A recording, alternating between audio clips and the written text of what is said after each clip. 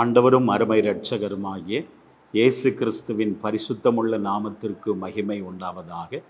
34ஆம் சங்கீதம் 1ஆம் வசனத்திலே தாவீது இப்படியாய் சொல்லுகிறார், கர்த்தரை நான் எக்காலத்திலும் ஸ்தோத்தரிப்பேன், அவர் துதி எப்போதும் என் வாயில் இருக்கும். எவ்வளோ ஒரு மகிமையான வார்த்தை பாருங்க. கர்த்தரை நான் எக்காலத்திலும் ஸ்தோத்தரிப்பேன். அது இன்பமான காலமாக இருக்கலாம், துக்கமான காலமாக இருக்கலாம், நெருக்கமான காலமாக இருக்கலாம், எக்காலத்திலும் தேவனை ஸ்தோத்தரிப்பேன். ஒரு விசேஷித்த கிருபையை ஆண்டவர் தாவீது கொடுத்திருந்தார். இது எல்லாராலும் இந்த காரியத்தை செய்ய முடியாதுங்க. தாவீதுக்குள்ள கர்த்தர் கொடுத்திருந்த கிருபை ஒரு விசேஷித்த கிருபை. தாவீதுக்கு அருளின நிச்சயமான கிருபைகளை நான் உங்களுக்கும் தருவேனே ஆண்டவர் சொல்லுகிறார். நம்ம சந்தோஷமான வேளைகளில், மகிழ்ச்சியான தருணங்களில், அல்லது ஒரு வெற்றி கிடைக்கின்ற தருணத்தில், அந்த வெற்றியை கொண்டாடுகிற தருணத்தில் நல்ல ஆண்டவரை துதிப்போம். ஆனால் சில சூழ்நிலைகள், ஒரு நெருக்கமான காலம், இடுக்கமான ஒரு சூழ்நிலை, ஆபத்தான ஒரு வேலை அல்லது துக்கமான ஒரு வேலை, இந்த வேளைகளில் நம்ம ஆண்டவரை துதிப்பதை மறந்து விடுகிறோம். ஒரு கணவன் மனைவி இருந்தாங்களாம். அந்த அம்மா நல்லா ரட்சிக்கப்பட்டு அபிஷேகம் பெற்று ஏசப்பாவுடைய நாமத்துக்கு மகிமையாக சாட்சியாக அவங்க வாழ்ந்தவங்க. ஆனால் அந்த கணவர் ரட்சிப்பின் அனுபவத்துக்குள்ளே வரலைங்க. இது சகோதரி ஒவ்வொரு காரியத்திற்கும் ஏசப்பா உமக்கு ஸ்தோத்திரம்னு சொல்லி ஆண்டவராக இயேசு கிறிஸ்துவை மகிமைப்படுத்தி வந்தார்களாம். இது அந்த கணவருக்கு பிடிக்கலை. எல்லாத்துக்கும் ஸ்தோத்திரம் ஸ்தோத்திரம்னு சொல்கிறேன்னு அவங்கள கடிந்துக்கிட்டே இருப்பாங்களாம், திட்டிக்கொண்டே இருப்பாங்களாம்.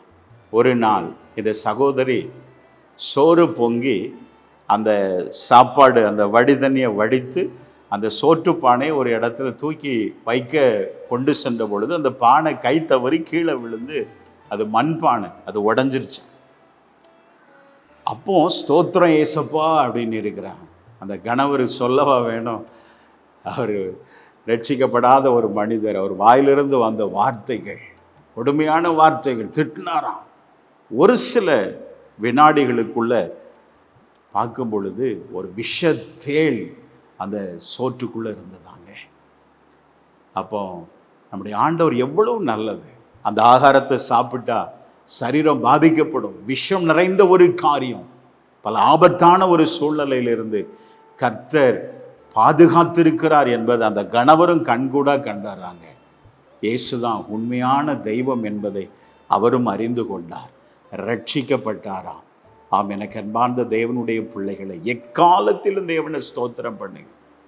ஆண்டவர் எந்த நேரத்திலும் நம்ம அவரை துதிக்கும் பொழுது அவர் நம்மில் பிரியப்படுகிற ஆண்டவராக இருக்கிறார்.